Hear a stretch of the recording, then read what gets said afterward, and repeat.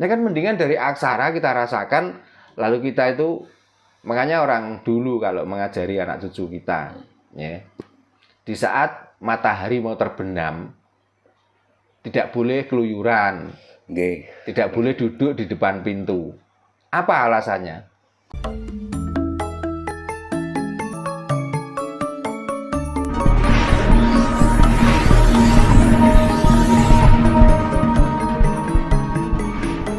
Kita kembali ke ajaran Kapitayan, Pak. Yeah. Nah, ini ada titipan dari teman-teman bahwa agama itu kan punya pedoman, punya kitab sendiri-sendiri. Teman-teman di Muslim kita punya Al-Quran, yang ada yang Injil, Taurat dan lain sebagainya, Pak.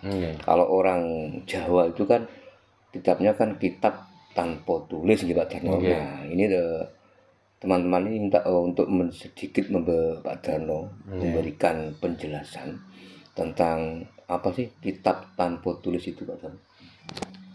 Kitab tanpa tulis itu aksara. Aksara itu suara. Nah, kita mau menandai aksara atau suara itu mau dibentuk huruf apa itu terserah kita toh. Gitu loh. Contohnya dengan kata-kata melaku. Melaku itu karena dituliskan melaku itu mungkin dari kata awalan M, lalu tambah L, lalu tambah A, baru bisa dibaca mela. Ya. Lalu ditambah K, ditambah U, baru berbunyi ku. Berarti kalau digandeng, ya itulah kata yang terucap dari mulut melaku. Lah zaman dahulu belum ada sekolahan, belum ada ajaran-ajaran tentang aksara, belum ada ajaran-ajaran tentang tulis-menulis. Orang Jawa itu pokoknya setelah lahir dia bisa berpikir dan mengenali bahasa. Kalau sudah dengar kata-kata melaku, dia kan berjalan dengan sendiri. Mangan. Tanpa diajari aksara itu, tanpa diajari tulisan, tanpa ditunjukkan bahwa mangan itu terdiri dari kata ini loh. Dari kata mo, dari kata ho, dari kata ngo, kelegeno, dan lain sebagainya, baru itulah kata makan. Kan enggak gitu. Begitu dengar mangan, baik itu orang yang belajar tentang tulisan atau tidak, sudah paham kok artinya. Itulah maka orang Jawa itu kitabe tanpa tinulis ning iso diwaca. Nah, yang masih bisa dibaca itu bukan aksaranya. Yang bisa dibaca itu surasa, rasane ucapan. Itu loh. Nah, untuk apa kita itu membaca kitab yang tertulis tapi kita tidak menyentuh di rasa kita? Untuk apa? Dari dalam kitab ini dituliskan seperti ini. Ya kalau begini boleh, kalau begini nggak boleh. Sudah dengar kata-kata itu, tapi prakteknya malah dibalik, malah yang tidak boleh dibolehkan, yang boleh tidak dibolehkan. Itu karena apa? Ya karena tulisan yang tertulis itu tadi. Ya kan mendingan dari aksara kita rasakan, lalu kita itu, makanya orang dulu kalau mengajari anak cucu kita, ya, di saat matahari mau terbenam, tidak boleh keluyuran, tidak boleh duduk di depan pintu. Apa alasannya? Terus orang Jawa mempunyai pedoman bahwa itulah dinamakan sandi olo. Sandi olo itu artinya sandi itu dekat, olo itu penyakit, jadi dekat penyakit. Nggak pernah orang Jawa itu ngomong, wis mulai peteng aja morak-marik lek kesandung, nggak ada. Aja morak-marik iki mono sandi olo. Hanya seperti itu. Tapi dengan kata-kata sandi olo, mau orang tua, mau anak-anak di saat menjelang waktu itu berdiam diri, merenung, lalu tidak mengerjakan aktivitas apapun, akhirnya selamat semua toh. Tapi sekarang yang dikatakan di situ tempat setan dan lain sebagainya, bahkan sekarang tempat-tempat setan malah tabraki. Setan sudah bertempat di kayu yang besar katakannya. Padahal setan itu di mana-mana ada. Tapi sudah dikatakan di tempat yang kayu yang besar, di tempat sungai yang airnya mengendap dinamakan kedung, atau di tempat batu-batu yang di situ mengkhawatirkan tentang apa erosinya dan lain sebagainya. Nah itu salah satu kitabnya orang Jawa atau aksaranya orang Jawa yang sebenarnya mengingatkan itu nggak langsung, tapi begitu itu diucapkan orang itu pada paham semua. Sebenarnya apakah setan itu di tempat kayu yang besar? Bukan. Kenapa kita itu nggak boleh sembarangan di bawah kayu yang besar? Maka ditakut-takuti di situ ada wedennya, ada genderuwonya. Sebenarnya orang tua dulu itu hanya apa ya? Ngeman itu bahasa Indonesianya apa? Ngeman itu karena otomatis kayu yang besar itu rantingnya juga besar. Yang ditakutkan suatu saat ranting itu patah. Kalau kita main-main di bawahnya, takutnya keberkan ranting yang patah. Kalau di kedung, ya jelas kalau air yang diam di situ, membeng, itu di dalamnya banyak lumpur. Makanya nggak boleh main-main ke situ. Katanya di situ ada bajul kliwon, bajul putih, dan lain sebagainya. Bukan bajulnya masalahnya. Di saat kita masuk ke situ, kita masuk ke lumpur, nggak bisa keluar lagi, kan bahaya. Gitu loh. Jadi tembung sanepo orang Jawa itulah yang dinamakan kitab tanpa tulis neng iso diwaca. Nah sebenarnya apa? Untuk mengingatkan kita supaya kita itu nggak main-main hidup di dunia ini, nggak sembarangan. Di gunung pun begitu. Takutnya nanti kalau main-main di situ batu yang ada di atas nanti longsor, kan kita sendiri yang rugi. Nah makanya tanpa secara langsung untuk mengingatkan anak cucu itu sudah paham. Itulah yang dimaksud kitab tanpa tinulis nanging iso diwaca. Beda dengan kitab yang tertulis, bisa membaca tapi tidak bisa merasakan. Intinya cuma dibaca saja, Pak. Nah apalagi yang tertulis itu menceritakan tentang perjalanan orang dan untuk menakut-nakuti orang, gitu Pak. Ya di sampingnya ada yang menakut-nakuti. Nah, memang. Nah kalau kita bilang jangan di pinggir gunung nanti keberkan gunung, ya takut kita. Tapi kalau ojo nokono le, nokono iku akeh demite.